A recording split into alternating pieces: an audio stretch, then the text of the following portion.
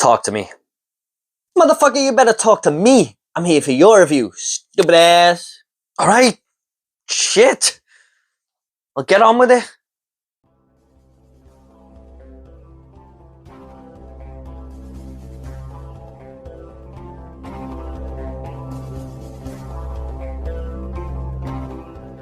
Hello there everybody and welcome back to Movie Squirm. Today we're going to be reviewing the 2023 film Talk to Me, and this is directed by Danny and Michael Filippo and stars Sophie Wilde, Joe Bird and Alexander Jensen. This tells the story of a group of friends who are in possession of a spiritual hand that lets them conjure spirits. However, when they take the gimmick too far, things start to spiral out of control. Now, for those who don't know, Michael and Danny Filippo are two YouTubers who gained a lot of popularity on a platform, and they've gone on to make their own movie. They were doing horror comedies on YouTube, but they have come out and stated that it was always the goal to become filmmakers. Anyway, they kind of just fell into YouTube and had a lot of fun with it, and it was just a big bonus that they grew this major channel that they had there. But I just think that's a cool little story. YouTube has obviously helped them propel them a little bit faster to getting to their end goal, really.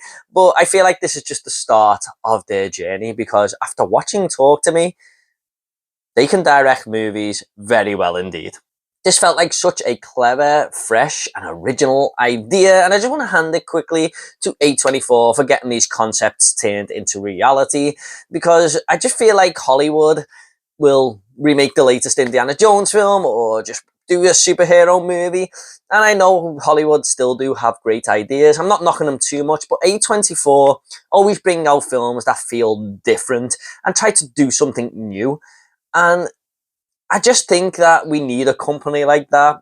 So hats off to them for churning out so many original concepts. I feel like this film explores a few different avenues here, one of them being social media, how that can take over and people can lose respect for others with that.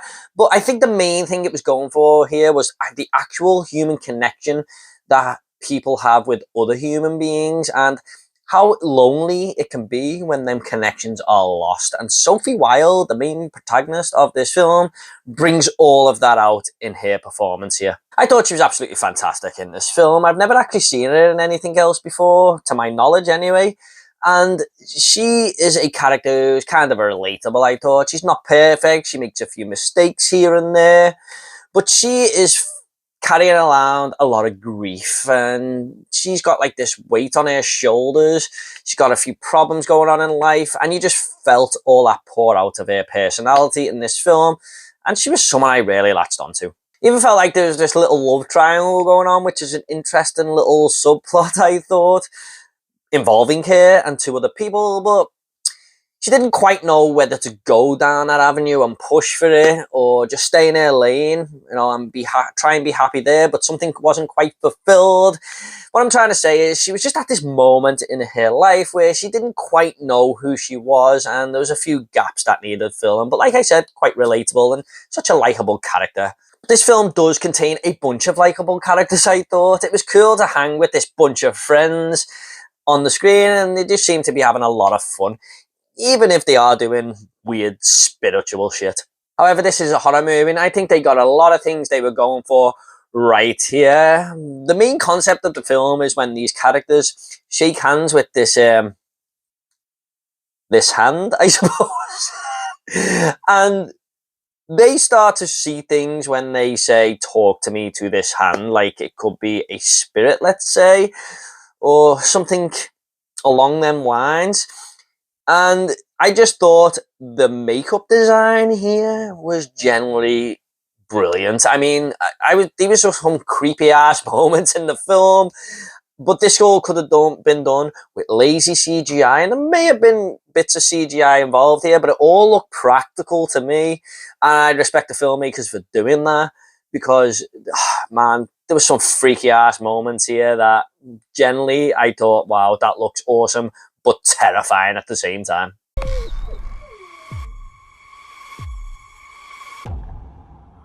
Talk to me.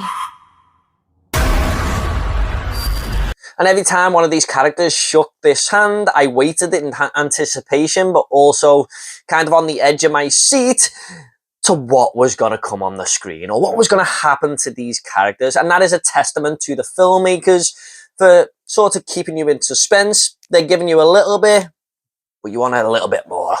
And it's exactly the same for the characters in this film as well. They're kind of getting addicted to what this hand is doing. They're all taking turns in little parties and stuff. And each one of them has different experiences. There may be heartwarming moments where they're connecting with dead loved ones, or, funny moments, or there's even moments where, it feels like they're getting all their inner emotion out and telling the truth to other characters in the room. Like I said, it goes to them deep human emotions again and the connections they have with other people. You see it more when they sort of shake this hand. And I think there's a lesson in there, not to overuse things or, knowing when to stop, basically, as some characters in this movie soon find out. The whole look of this movie too was just awesome to me. I liked the dark cinematography that we got here. It gave the film a sense of dread, and there was always this horrifying situation around. Now, the movie is very dark, but I went to see The Boogeyman earlier this year, and I think that film didn't utilize the darkness too well. Okay, in the horrifying scenes, it did, but there were moments in that film where it didn't have to be dark.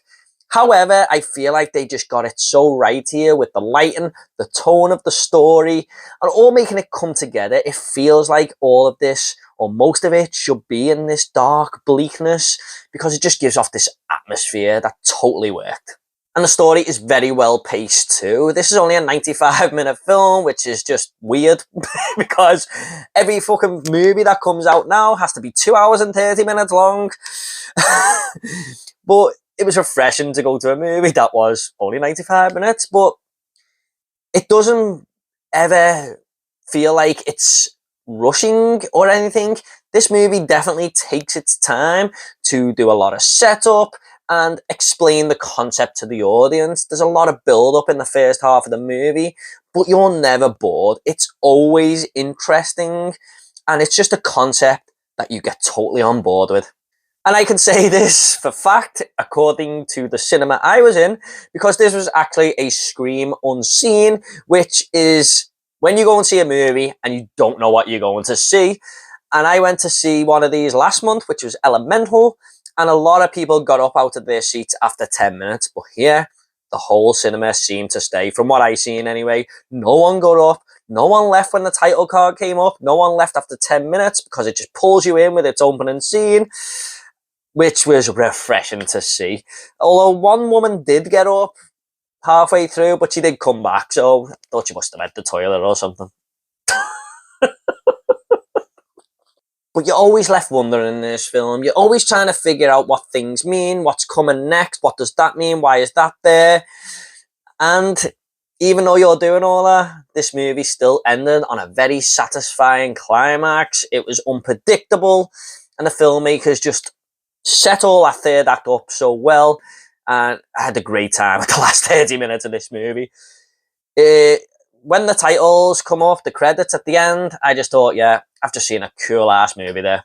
Now, I must admit, there was a few times here where the dialogue felt a little bit inaudible or very, very low. I don't know if that was the cinema that I was in, but I've noticed this a lot with modern movies. I feel like sometimes you can't quite grasp what a character is saying. I wish they'd just say their lines properly. There's a moment where two characters are lying in bed in this film, and I couldn't quite hear what one of them was saying. I was hoping the next person would speak a little bit louder and give an answer where it would confirm what the other person was actually saying or what I thought they said. It didn't happen too many times throughout the film, but man, I just wish it didn't happen at all. I'm very excited to see more from these directors though. This was a great debut for them, and I hope they go down the horror route because they do it so well. We found a little horror gem here, I must admit, and it's one of my favourites of the genre this year.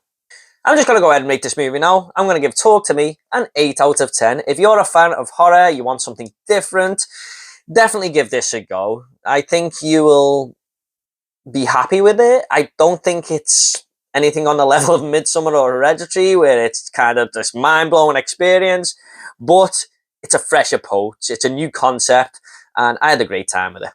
Okay guys, at the end of these reviews, I always like to leave a little fun fact. Now, Danny and Michael Filippo, the directors of this film, apparently turned down the chance to direct a DCEU project, which is massive, because they wanted this to be their debut feature film. So I do wonder if they are going to direct a superhero movie next.